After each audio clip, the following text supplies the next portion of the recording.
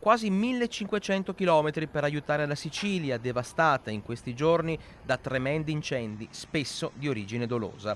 Andrea Barato, volontario della Protezione Civile di Nove, è partito per raggiungere Palermo insieme ad altre 5 squadre provenienti da varie zone del Veneto. Un viaggio della speranza, non per chi è partito, ma per chi aspetta che le fiamme cessino di mangiarsi boschi e paesaggi. 16 uomini coraggiosi che dopo il briefing con i colleghi siciliani si sono subito messi al lavoro per domare le fiamme e perlustrare la zona.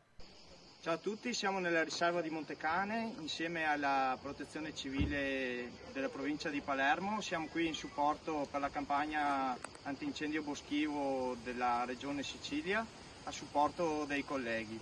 Un saluto a tutti. Il compito che li aspetta non è facile. In Sicilia gli incendi spesso nascondono motivazioni economiche legate alla compravendita dei terreni.